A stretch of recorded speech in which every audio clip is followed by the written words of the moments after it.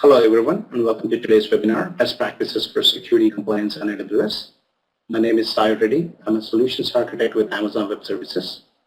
We also have Brad Schulteis, Senior AWS and Security Architect from Rackspace, and Jarret, Raim, Director of Managed Security at Rackspace, speaking with us today. If you have any questions during the webinar, please enter them at the Q&A window. We'll collect those questions and answer them either during the webinar or during the Q&A session at the end. With that said, let's get started. This is a high-level agenda of today's webinar. I'll do a quick overview of AWS security, and then I'll hand over to Brad and Jarret to talk about security by design and how Rackspace can help customers in this area. In this 21st century of digital economy, data and intellectual property are one of the most valuable assets of any company. Security has become a major concern for companies hosting their applications on-prem and for companies trying to adopt cloud. IDC released a report last year and found out that customers can be more secure on AWS than their on-premises environment.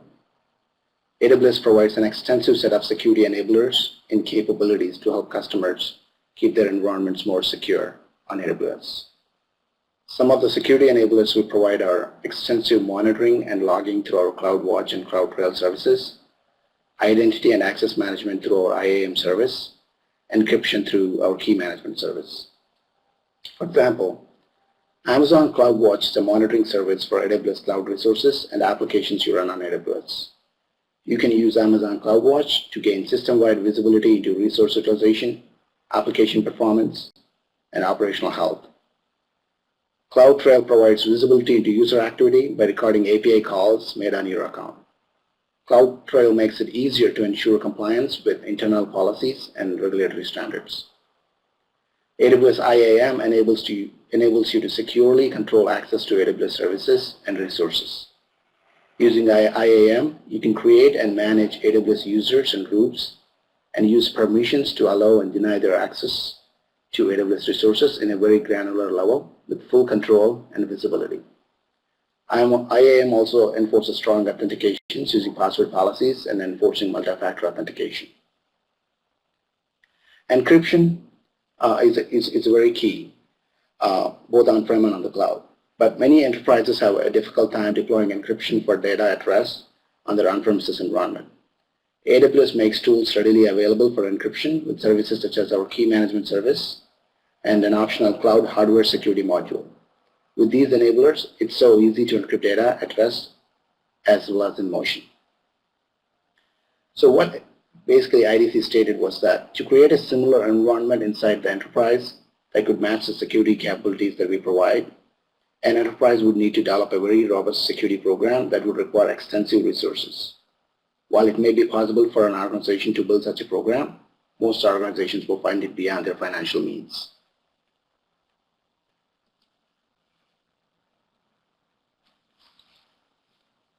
AWS environments are constantly monitored 24/7 by our security team. Another security enabler is CloudTrail.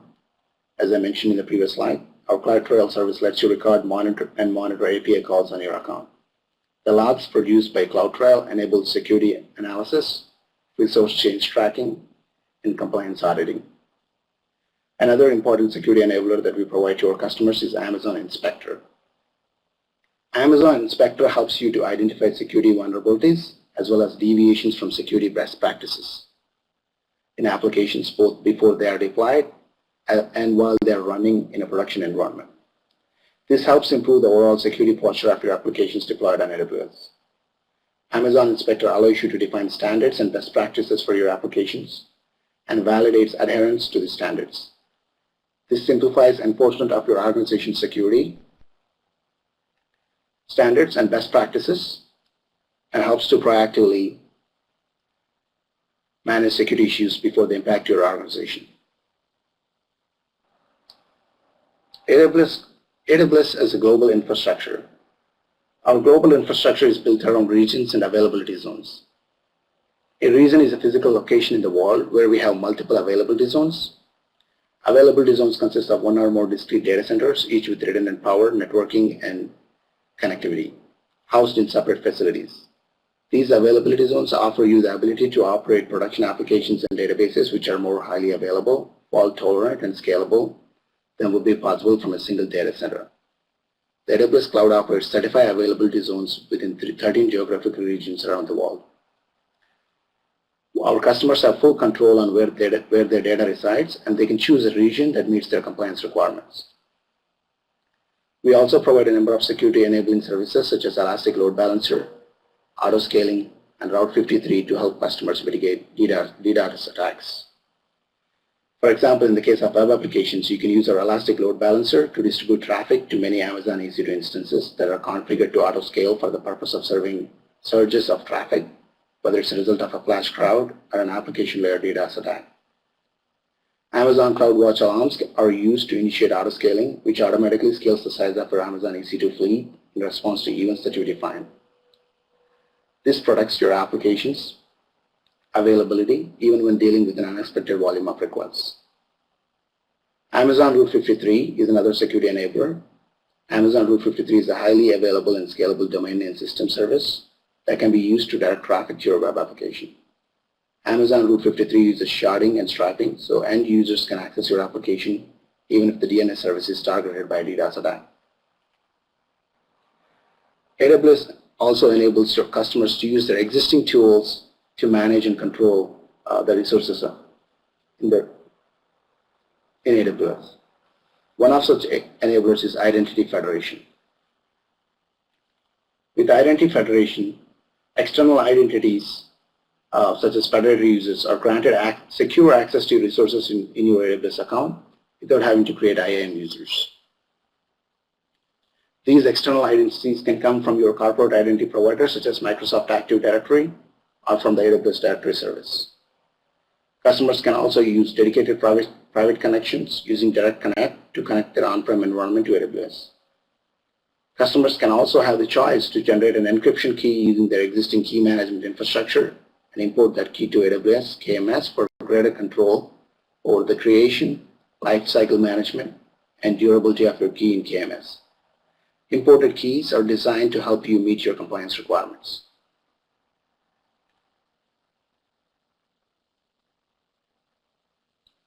Apart from all the security enablers I discussed, such as CloudWatch, CloudTrail, key management service, we are also certified and accredited by a wide range of regulators and industry bodies. Here is a list of key bodies that have either certified us or we have a workbook of guidance showing you how to validate an AWS environment against these standards. If you look at the slide, you're looking at ISO standards, PCI, FedRAMP, pretty much all the major standards that are available in the market right now. So due to our breadth and depth of our services and the security enablers that we provide, you can host any type of workload on AWS with security and can meet your requirements.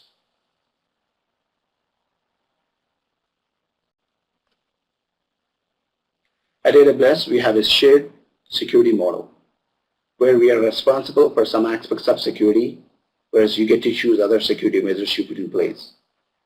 As AWS, we are responsible for security of the underlying infrastructure.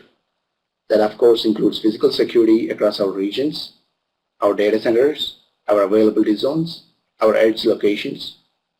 We are also responsible for the security of the foundation services that underpin the AWS environment. This includes the infrastructure that supports our compute, storage, database, and networking services. As a customer, then you have the choice of what security controls you choose to deploy by using some of our security enablers to protect your virtual networks, your servers, your data, and access control policies you wish to put in place. With that said, I now hand over to Brad to discuss more on the shared responsibility model and the security by design concept.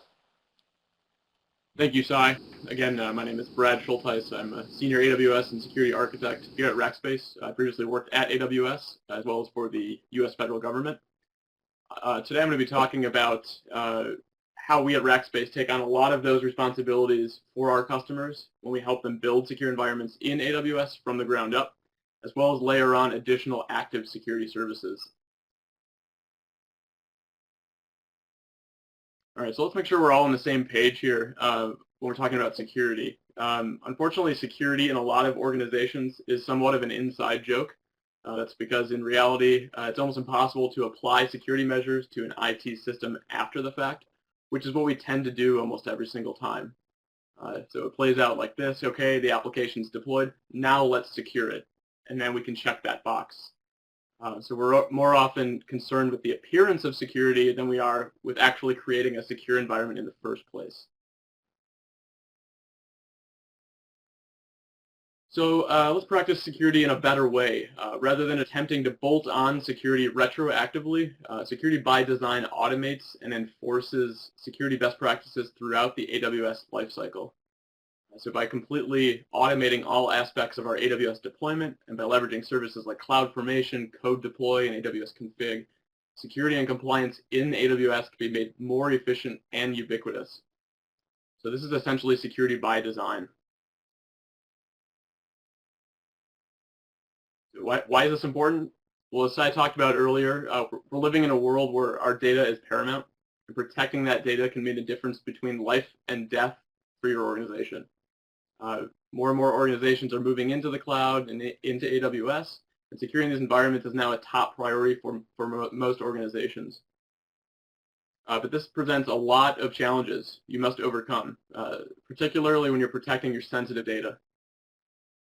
AWS provides a lot of tools, as we've seen previously, a lot of services to enable you to operate securely in AWS, but making effective use of these technologies requires a calculated and formalized approach. We need to incorporate secure design practices in every component of our AWS environment.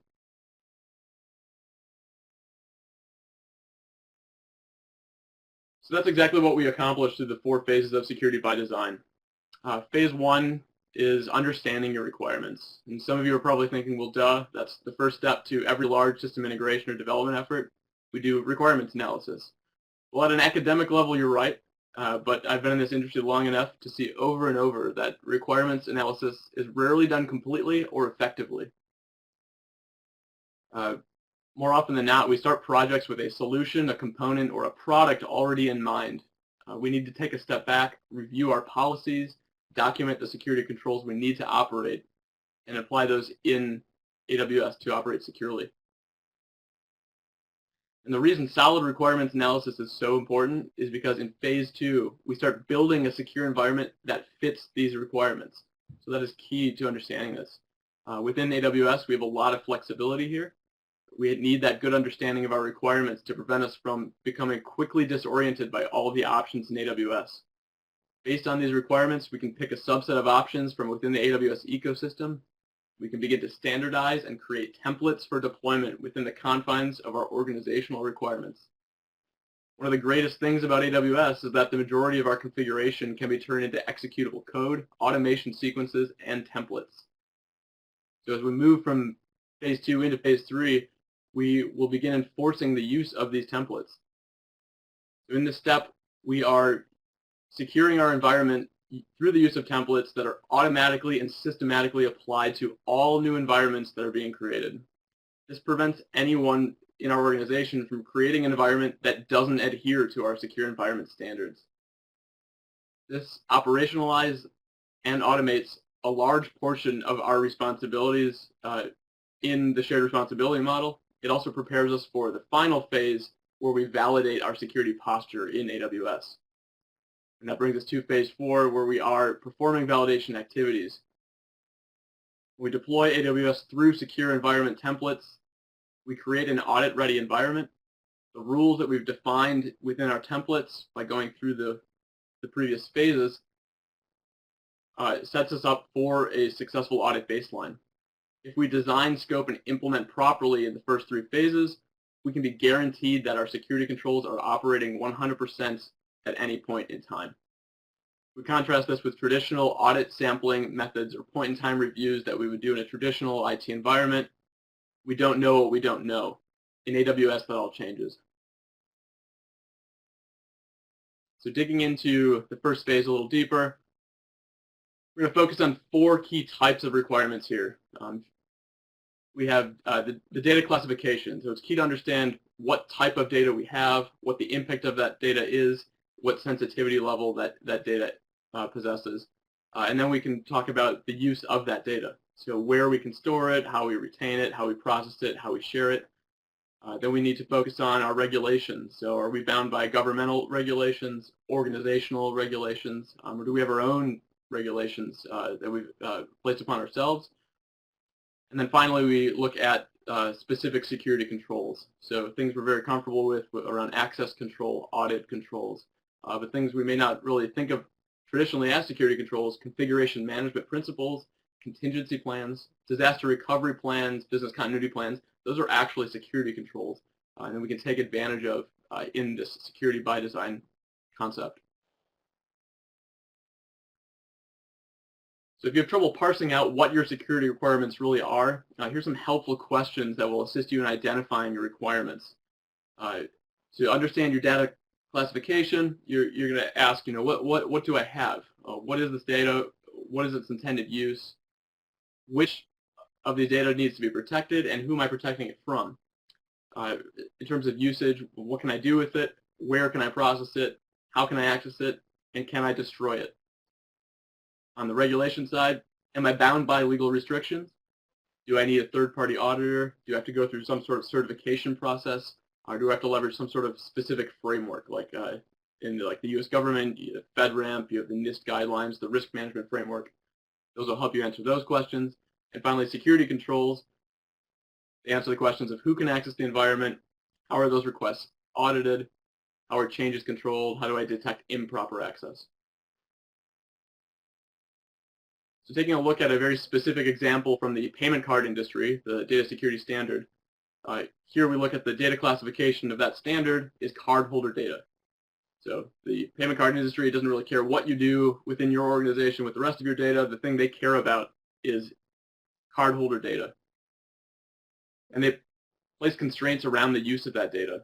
So on the data usage side, they're requiring you to encrypt transmission of that cardholder data if you're sending it across public networks. So there's no real legal regulation around that today. It is being talked about, but they have their own internal regulations within the PCI standard advising the use of strong cryptography and security protocols to safeguard this transmission. So the security controls relevant in AWS are enforcing the use of HTTPS on our elastic load balancers, and moreover, using compliant TLS policies. So we need to make sure that the encryption configuration within our ELB actually matches that which is regulated by the PCI standard. And we also are going to enforce the use of encrypted connections into Amazon S3. All right, moving into phase 2, building a secure environment. This is where we have lots of different options within AWS, and we need to make sure that we are looking at those options through a specific risk management framework. We are going to look at things like specific service selection. Some services just may not work within our organizational construct or within our security control framework. We're going to look at the use of encryption.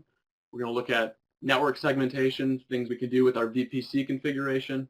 We're going to look at our IAM configuration around user permissions, group permissions, role permissions. We're going to look at the use of authorized operating systems. So through the use of AMIs, we can configure and control which operating systems are allowed and which are restricted within our organization. And we're going to look at policies around resource protection. So does a developer need access to a production environment? Probably not. So we're going to look at how we enforce things around that. And then logging. There's a lot of robust logging capabilities in AWS natively. We need to make sure that we're enabling those that are applicable and have a strategy around logging. And then all of these choices that we make, we need to balance with our organization's appetite for risk.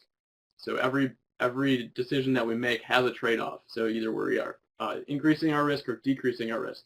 Important point to remember, we're never eliminating risk. The only IT system that has no risk is one that's not turned on. I'm sure we've all heard that before. I'm sure somebody's going to argue that. You can even get into a powered up system, but we are going to make the choices best for our organization based on our organization's risk appetite. The reason we're doing that is we're working within the cloud environment. So one of the big promises of the cloud was that we were going to increase our agility, we're going to give more freedom to our organization, we're going to do things much faster. And a lot of times security has gotten in the way of that in the past, and organizations just don't necessarily believe that is true. So what we're going to do is we're going to establish blueprint architectures that allow our individual application owners or our workload owners as much autonomy as possible to make determinations for their applications, while the rest of the controls are automatically applied. So we do that through the use of modularized templates. So we can create nested stacks within CloudFormation. So we can have multiple stacks, one for the application itself, one for maybe the network. So we have different people, different teams that are enforcing different standards in their lanes in the road. So the network security team can focus on building and improving the network template, and the application owner just needs to focus on the compute and data aspects of their application. And then the permissions and login configuration is also a template. So all of that's applied on top of all of the configuration, and that might be controlled by yet another organization. Maybe our core security team has the only ability to manipulate the permissions and the login configuration. We're also going to use parameters whenever possible. So we do this for a number of reasons, one of which is to facilitate consistency. So we can deploy these stacks over and over and over by just modifying parameters and get slightly different outputs each time specific to the applications, but not changing a whole lot other than that. We're also going to use stack policies to protect the running resources. So like we talked about, maybe a developer has no need to impact production running resources. We're going to enact policies to prevent that. And then that goes hand in hand with IAM policies to restrict permissions of specific users. So here we're going to look at a specific building a secure environment example. This is going to be out of the NIST Risk Management Framework, specifically the 853 cloud controls. And we're going to be focusing on service selection and network segmentation. And again, we're going to be balancing that risk with our organization's appetite for it. So within the NIST framework, configuration management control 7A, the principle of least functionality requires us to configure our information system to provide only essential capabilities. So we are going to use a CloudFormation template that deploys an architecture that only provides essential capabilities, and we can programmatically enforce that. So here we have a sample policy or a template which will be deployed, and it will deploy a RDS database, it will deploy an auto-scaling application group, and an ELD, nothing else. So if it's not part of our application, it's not in this template, it doesn't get deployed. You're not going to have any other resources associated with this application running. Another example, so in the system communication control 7B, they talk about boundary protection. You need to implement subnetworks for different purposes, logically isolated from the internet and organizational networks. So again, we're going to define that through the use of a template. This template specifically is going to set up multiple availability zones for HA. It's going to set up public and private subnets, and it's going to set up a management subnet as well. And these templates are actually pulled right out of an AWS quick start known as the Enterprise Accelerator. You can actually check these out. The link here is at the bottom. You can download Enterprise Accelerators for specific security frameworks. All right, moving into phase 3, enforcing the use of templates. So here we have a lot of choices. We've talked about it over and over. AWS keeps giving us new choices every day. And one of the biggest barriers to entry for a new AWS admin is that learning curve. What should I use? What can I use? How do I use all these things?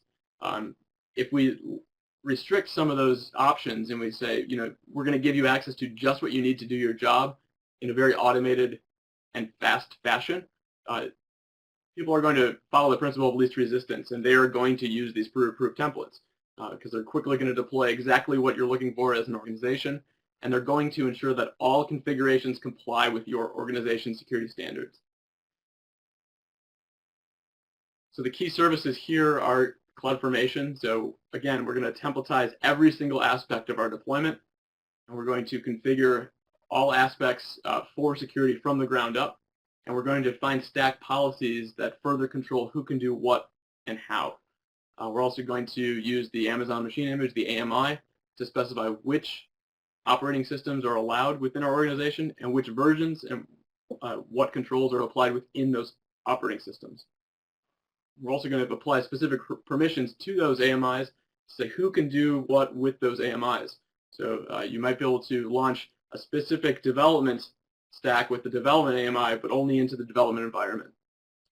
And an additional, one of the newer services, CodeDeploy, we can use this to fully automate custom code deployment. So if we want to layer on our specific business applications on top of the underlying infrastructure, we can use CodeDeploy to fully automate that as well and ensure a consistent application deployment. Moving to phase 4, now we've gone through the entire process. Now we're going to perform the validation activities, ensure that we've followed steps 1 through 3 completely. What that's going to ensure essentially is a completely complete security posture. We are going to guarantee 100% audit-ready environments. So we've deployed everything from a template. We can now baseline everything against that template. It's also going to ensure 100% audit coverage. So we are going to configure logging within the templates themselves. Logging will be turned on and it will be enabled, and we'll also set up rules to prevent and detect attempts to tamper with or disable auditing so that we can ensure that there is 100% audit coverage, which gives us a 100% visibility. So we will have information available to the state of all deployed resources within our environment. And this also gives the ability to provide 100% remediation. So we now know about all resources. We immediately flag non-compliant resources automatically. We generate alerts, and these alerts can trigger automated actions, such as quarantining of any offending resource. The key services here, AWS config. So this is actually going to create a point-in-time snapshot of your architecture, and then it's going to regularly compare your running infrastructure against that baseline. So it's going to automatically detect any resource deviation and then flag those as non-compliant resources. We're also going to use CloudTrail to record all AWS API calls so we can quickly and easily take immediate action for API activity that we see that should not be allowed. And then Amazon CloudWatch is going to enable us to send these notifications of alarms and these conditional breaches. So let's look at a specific example out of HIPAA here for validating our environment. So within HIPAA, the important classification of data here is protected health information, or PHI. So the usage restriction here is that PHI can only be processed in HIPAA-eligible services defined in the BAA, the Business Associates Agreement with Amazon and or your managed services provider. The regulation here is not external, but it's an internal regulation defined by AWS, stating that any service that's processing AWS must be in this list in your BAA. Today there are 9 services available. So the security controls we're going to implement are going to restrict the use of any of the services that aren't authorized through the use of policies, and then we're going to use config to detect any of these unauthorized services that are running in a VPC we know to be processing PHI data.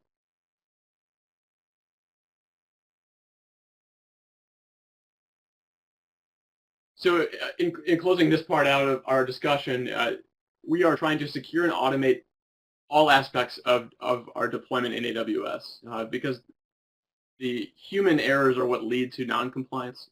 If we eliminate that factor and we automate everything, it's going to be secure from the start.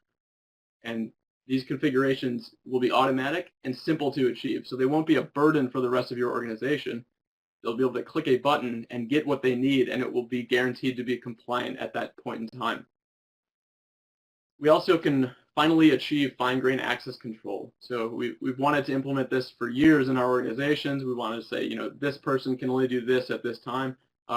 In traditional IT environments, that was very difficult. But now we can literally say this one person can do this one task at this time of day on this specific resource, and that is it.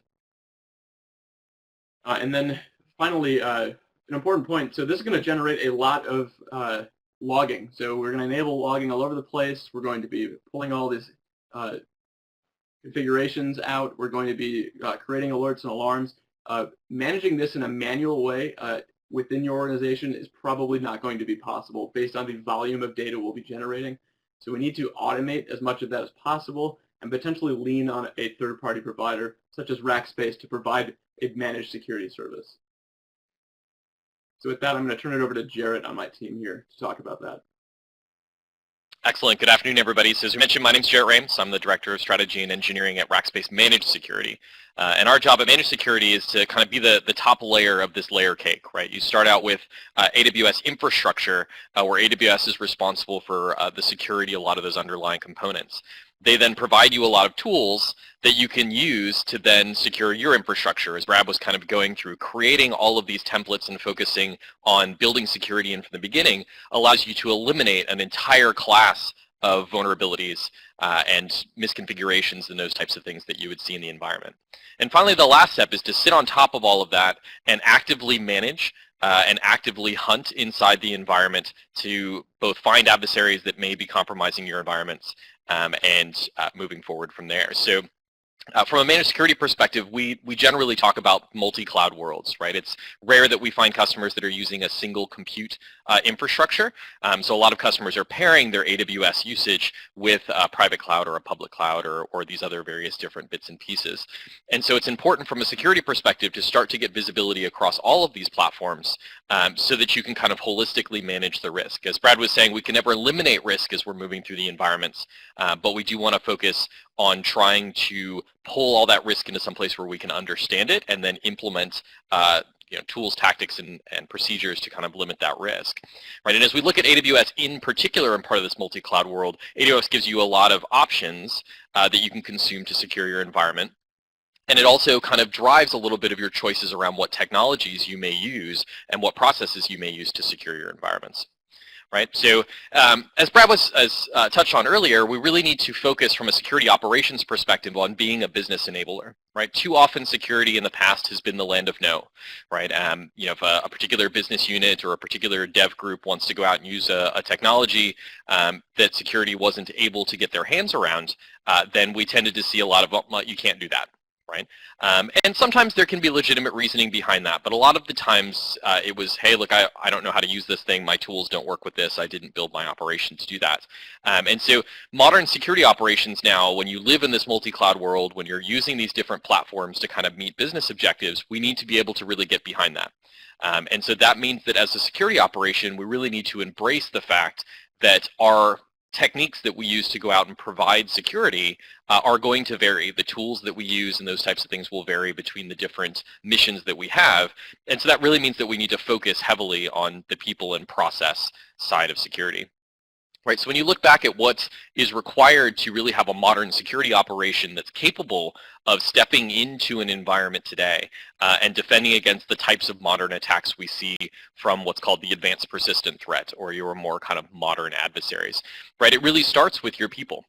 Right, if you assume that all these different architectures are going to be available to your users inside of your business and they're going to consume them, then the first thing that you need to build is people who are capable of understanding the threats and then being able to actually go out and work inside these different technologies. Right, I think the biggest mistake that we see most customers make is going out and spending an enormous amount of money on very modern and very expensive tooling and then not spending the time, energy, and resources to put a team behind that tooling to make it effective. Right? I always tell customers I'd much rather have a deep expertise team and spend no money on tools than the most expensive tools that are out there and not have the right people to use them. So as you go out and actually gather all of these people, these experts that understand the security space and are able to work in it, then you need to enable them with what we call threat intelligence. Right? And threat intelligence is really just understanding what the bad guys do.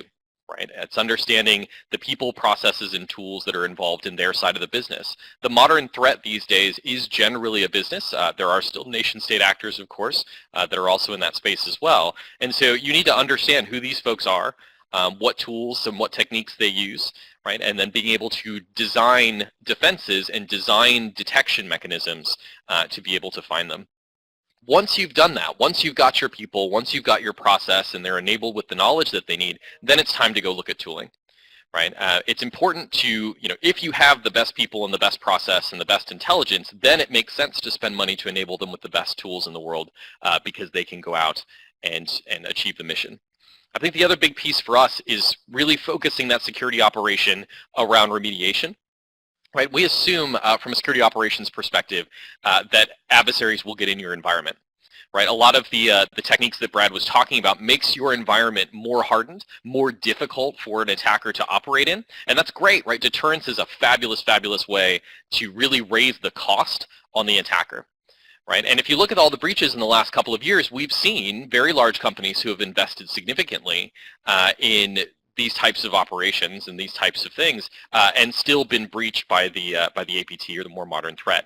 So deterrence is an important capability and it's an important part of your stance. But the second piece is you got to build an operation where you assume that the adversary is going to get into the environment, right? And if you do that, then you're going to focus most of your time on detection, like find the adversary as soon as they get in your environment, and then get rid of that adversary before they're able to do any damage, right? So if we look at that rapid detection and response piece are kind of two legs, and then finally the deep expertise component that we've been discussing, right? So if you really focus on detecting the adversary as soon as they get in and removing them very, very quickly, right, then you limit the damage they can do to the business, right? The average time a company is breached these days is about 150 to 200 days between the day that that the company is breached itself and the day they find out about it, right? That's an enormous amount of time that the attacker has to pivot through the environment, find sensitive data, exfiltrate it, achieve persistence mechanisms. So it's very common that if you go into an organization that has an ongoing breach or had a breach and you start trying to clean it up, the adversary will just go dark on you. So they stop moving around, they stop doing anything, and they wait 3 or 4 months until you've stopped paying attention, and then they come back in through these persistence mechanisms. So if you really focus on kind of detecting and responding very, very quickly and removing them from the environment, then you could have a lot more success at keeping them from actually, attacking the business or providing business damage, and it's significantly cheaper in being able to deliver, right? Then once you've built this operation, you really need to understand your data and understand its business value, right? So Brad talked a lot about understanding what data you have from a data classification perspective and how that could impact your compliance obligations and those types of things. It also impacts your security operation, right? So the way that the Rackspace Managed Security team responds to an incident varies based not only on the type of incident that we're looking at, the type of attack that we're looking at, but also the value of that particular asset to the business, right? So we have, what we call pre-approved actions, and these are during your onboarding process, we go through with customers and we say, hey, look, if we see this particular type of activity in your environment, here's how we're going to go ahead and operate, right? Here's the run book that we're going to execute. Are you okay with us doing that without talking to you? Right, and that allows us to really use our rapid detection capabilities, respond very quickly, but how we choose those pre-approved actions is partially based on business value, right? So if we look at a particular asset, a database that is very sensitive to the company, we may want to turn that database off rather than lose the information in it, right? So you'd rather take downtime. That downtime is less damaging to the business than possibly losing that data would be. Right. The second piece that you need to look at is really abandoning this traditional reactive posture. Historically, SOCs have, or security operations centers have put a bunch of tools into the environment, waited for those tools to alert, and then responded to those alerts. And that's still required. You still got to do that type of stuff. But the fact is that most modern tooling won't detect the APT. If you want to find these more modern attackers, you have to go in and look for them. It's a process that we at Rackspace call cyber hunting. It was originally created as part of the Air Force and the NSA, and a lot of the folks that were involved in creating that are now Rackspace employees, and they've helped us build this capability internally. So cyber hunting is this proactive mission, right? It's our security analysts in our security operations center here step into customer environments, sends an alert, right? They're not responding to something a tool has told them. They're generally going into that environment and looking for evidence of an attacker, right? So the analogy that we like to use with a lot of customers is if you go to the scene of a bank robbery and you're looking around outside and behind one of the hedges you find a little pile of cigarette butts, you may think, oh, hey, well, maybe the bad guy kind of stood here and cased the joint before they actually performed the robbery. Well, then if you go across town to another bank that hasn't been robbed yet and you go and look behind their hedge and you find some cigarette butts, well, maybe that tells you that this might be a place that the attackers are interested in. And that's the type of stuff that cyber hunting is looking for. It's not looking for things that in and of themselves are indicative of an attack, although if they find that, great. Right? What they're looking for is evidence of the fact that an adversary might be operating in that environment. And that's the way that you can find a lot of the APT components. Right, and finally, we talked a little bit about this, is enable immediate action to protect data and minimize business impact. What you can't be doing is calling around trying to find people at 2 o'clock in the morning to find out whether or not you can turn off a particular service, whether you can change the password of a particular user account, those types of things. So you need to not only be able to perform those actions off the top of it, but during an incident, needs to not be the first time that you perform those actions, right? So drilling is a very important component of this. If you don't know if changing the password of a particular user account is going to break your application, then you're going to be reticent to do that in the middle of an incident. And the last thing you want to be trying to figure out, when everybody's stressed out and everybody's been up for hours and everybody's scared, is trying to make these decisions or find out this type of information. Right, so we drew this diagram before. We'll pull it up again. So when you start thinking about your AWS security posture, you start with that secure foundation that AWS provides, right? It provides the data center security, the compute, and the networks and the storage security pieces that they're responsible for and deliver. And they're able to give you all of those assurances around the different regimes or various other pieces that they've gone out and gotten, so that you can not only believe that they're doing what it is that they say they're doing, but you can prove to your customers and your business that you're doing that. Then you layer the fanatical support for AWS on top of that. This is a Rackspace offer, and Rackspace is now helping you consume all of the tools that AWS has built in the most effective way. And Brad went through a lot of examples about how you can use this tooling that AWS has provided to secure your infrastructure by design from the beginning, so that we can't screw up and provide these or make these basic mistakes that give attackers the cracks in your armor that they need to get in. And then finally, you sit on top of that with a fully managed focused security operation that's looking at your environment, that's monitoring all of the tooling in your environment, and that's making sure that if an adversary does get in the environment, that we're able to prevent that adversary from inflicting business damage on the organization. Right, and that operation is really based, we like to say it's based on people, processes, and tools is 10% of the problem. Right, so having that 24/7 coverage, having the process and the understanding and the training to be able to execute on that very quickly, right, and then of course enabling those with the best of breed security technologies so that you can find the adversary and respond to them very quickly is an important component. So we're towards the end here of our prepared content. We wanted to leave about 15 minutes here for questions, so we've got plenty of time. I see there are a couple up here as well, so we'll get started. So as we've talked before, understand your data protection requirements. This is a key component to being able to understand how you need to go and actually design, right? So AWS gives you an enormous amount of tooling. The important piece is understanding what tools you need to go use to achieve the objective that you have. And of course, to do that, you need to know what your objectives are. Right? Your needs do dictate your security strategy from your business perspective, right? But AWS has given you a lot of the tools that you need to be able to get there. Right? So with that, we will move on to the question and answer section. So if anyone has questions, please go ahead and enter them into the Q&A piece, and we will answer them for you. And there was a question posed. Oh, sorry. Yeah, go ahead. There was Go ahead, Brad. question posed earlier about the scope of a template. That's a great question, and that's going to vary by organization. Specifically, when Rackspace is helping a customer manage their AWS environment, the scope of our templates are going to go basically up to the operating system, maybe the middleware level, and then when the application specific configuration takes over, that's going to be out of scope of that template. But then that might be another template. So you might have a template that you control and your managed services provider controls the other template.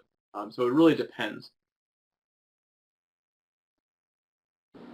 There's a question about a iTrust certificate. I don't know if that's for AWS or for Rackspace specifically, but we'd have to look and see if we're able to provide that on AWS. The managed AWS services we're providing, the managed security services, they're both fairly new. So we have specific certifications already for the rest of our business. Some of those we are transitioning to our AWS services and our security services on top of AWS. The most recent of those are actually our ability to provide PCI compliant environments as well as HIPAA compliant environments. So we have gone through an audit for PCI, and we are able to provide that report of compliance if necessary for your organization. That's a good question. I think Generally, we get a lot of questions around compliance from various different customers. There are a lot of compliance regimes that may apply to various different businesses and various different verticals. Right, and I think there's certainly certifications that are required for some of these. You saw that in the slide that Sai showed of all the different certifications that AWS has, right? And then as you start getting into using the tools correctly, a lot of times for most people that are in the compliance area already kind of know that a lot of the technical controls that you're going to put in place, the actual things that you're going to do in your environments are very similar or exactly the same across a lot of these different compliance regimes. Right, so a particular action that you may take to meet section 3.2 for PCI may meet something in ISO, may meet something in 800 WAC 53, or something in the CSA, or any of these types of things. So there's a couple of good resources out there for mapping those things together. Archer is a typical one that most people use, although it can be a little bit expensive. Another one is the Unified Compliance Framework, or UCF.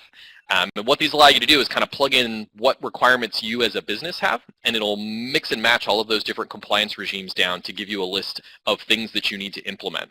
Right, and that really leads to Brad's original point of understand what requirements that you're trying to achieve, right? So if you've got 6 or 7 different regimes that you need to deal with, rather than trying to manually go through them all, it can be very useful to go down in and actually say, okay, well, let's combine all of these 7 or 10 things to a set of controls, and then, you know, Rackspace or your internal teams can go and help you implement the technical controls that you need to meet those policy statements.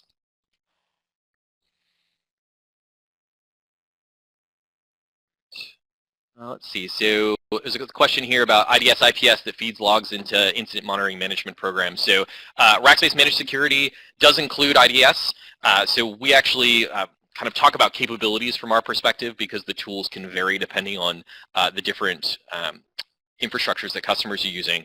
So we have what we call the triple stack, which is a host-based protection platform that gives us kind of deep visibility into what's going on the host itself. So it's an agent that sits in your virtual machine.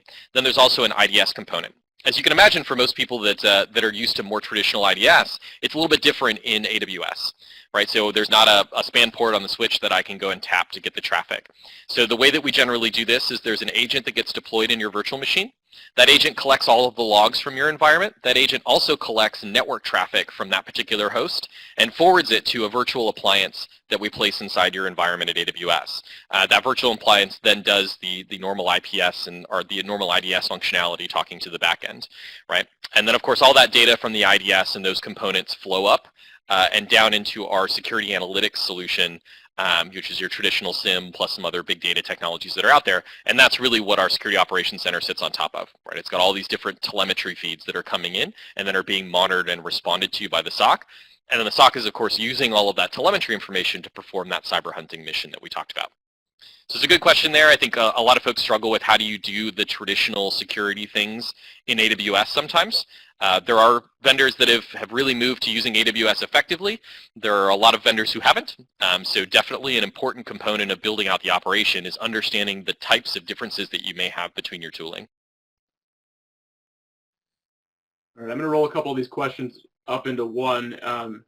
There's a question about, other than helping with security, what other things does Rackspace do, as well as a question about AWS offering so many tools and services. How do we get help with those tools and services? So, I mean, that is exactly what our fanatical support for AWS provides.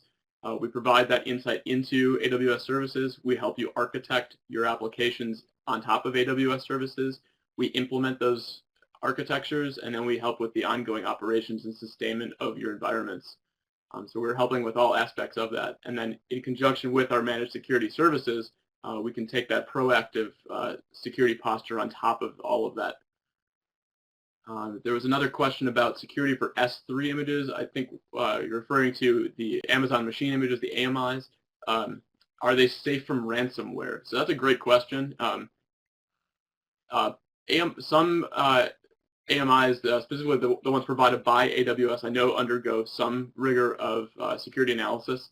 But I mean, ultimately, your own requirements are going to dictate what you need to do there. So you may still want to perform some sort of review on the images you're getting from anywhere. And also, that vanilla OS image is likely not to meet your security requirements. So you're going to want to provide additional security controls on top of that operating system anyway. So as you go through that process, you're likely to detect things like ransomware or other things that may have creeped into the operating system images.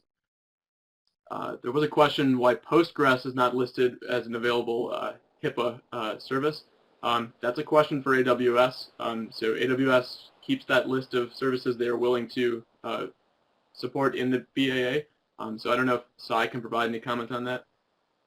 Yeah, sure, Brian. For now, we have Oracle and SQL Server as the two obvious database engines that are under the HIPAA eligible services. But we have been getting a lot of feedback from customer support Postgres. So we are working on that. So please keep an eye out. So we're trying our best to get this out as soon as we can. And just to kind of tag on to the kind of ransomware question, I think, from a malware perspective, ransomware typically propagates through the environments using traditional file sharing techniques. So a lot of times you see a ransomware piece that will hit an endpoint, and then it will use the endpoint's access to other things like file shares and those types of things to propagate inside the environment. So when you look at, hey, if I have a particular host inside of AWS, like one of my hosts got ransomware for whatever reason, could that ransomware then pivot to other virtual machines inside of my environment? Possibly, depending on how they're set up. I haven't seen anything, or I haven't heard of any malware that is explicitly trying to jump into the AWS infrastructure, right? So there's always a separate question of, well, what happens if an adversary gets my AWS credentials, and then they could use those to infect AMIs and various other things that may be part of our solution. But I haven't seen any ransomware that's done that yet. Doesn't mean that it won't happen or that it's not even happening now, but not something that we've seen today. Most ransomware is still relatively unsophisticated in the grand scheme of things, although that's rapidly changing now. Yeah, and picking up on that point, the question of AWS account compromise comes up quite often, and obviously that is a very big concern. If your account is compromised, everything in it could essentially become compromised at that point. So we take a lot of steps when we are working in a customer environment. We advocate the use of only IAM roles using temporary credentials, so we don't use any static permanent credentials. We do account level separation between environments. So we actually advocate that a customer set up a development environment in a separate AWS account, a test environment in a separate AWS account, and really limit the blast radius of any of those account compromises. And then occasionally, if it's a very sensitive workload, we may advocate that they actually have another account where they're performing regular backups of resources, which has a completely separate set of credentials to protect you in that case. Yeah, it's a great point from Brad. I think, identity and access management is hard no matter where you do it. AWS gives you an enormous amount of tooling, very fine-grained tooling in the IAM platform to be able to be very specific about it. So use that stuff, right? The last thing you want to do is have admin credentials floating around that developers are using because they have access to one particular part of AWS. You can really kind of scope those credentials down very tightly. That does mean it's more work to control them, but it does give you a lot of backup benefit that if those controls are leaked, then there's less chance that an attacker can use them. Which kind of flows into another question here that someone asked, which is, hey, we've talked a lot about EC2, but what about all the other stuff in Amazon, things like S3 and Dynamo and Lambda? Really great questions, right? I think two answers here for me. The first is that every organization needs to have a conversation internally about how much visibility they're willing to give up for the operational benefits that they get of platforms.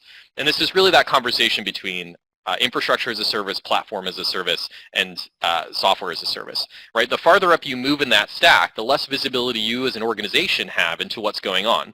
So the more you're trusting your provider to provide it for you.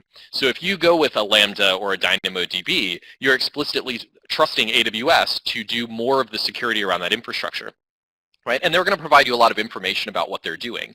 And so then you'll need to decide as an organization, is this the right level of risk for me? Are we okay with the assertions that AWS is making and the evidence that they're providing us? Or do we want to have our own visibility that we can get to it? Right? So that's always a good conversation. It's not an easy one to have, right? So we tend to spend a lot of time having that conversation with customers when they start talking about using these types of platform pieces. So anyway, like I said, easy to say, difficult to do, but important to really think about whether or not you as an organization need to have your hands in something, or whether you're okay letting another platform do it.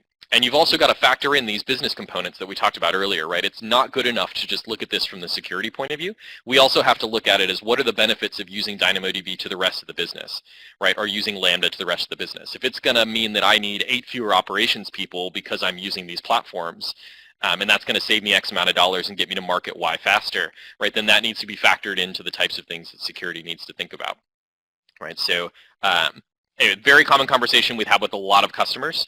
And we're absolutely happy to have it deeper with customers as they want to. Just feel free to reach out. But very, very good question there. I think we have time for one more question here. There's a question around templates, and assuming we mean codable, does the security professional need coding abilities, or can they do it via the GUI? That's a really good question. If you're going to try and do it all yourself and use the native services to do a lot of this, there will be some level of coding. So most of the configurations we talked about are based on CloudFormation. So you are going to have to create CloudFormation templates. There's a lot of references already out there, however. I mentioned the AWS Enterprise Accelerators, so that's a great starting point. Go in and check out those quick starts and the Enterprise Accelerators that actually give you that baseline risk management framework already applied in CloudFormation, so you have a starting point. But that's exactly why we came up with our managed AWS service, because we realize that not every customer is going to have that expertise in-house, so we'd like to be able to help you provide those capabilities whenever possible. Yeah, thanks, Brad. One thing I want to add is for a lot of these questions, Rackspace works very closely with our enterprise support, so they have access to our technical account managers, cloud support engineers, and they work with us very closely in helping customers in some of those scenarios.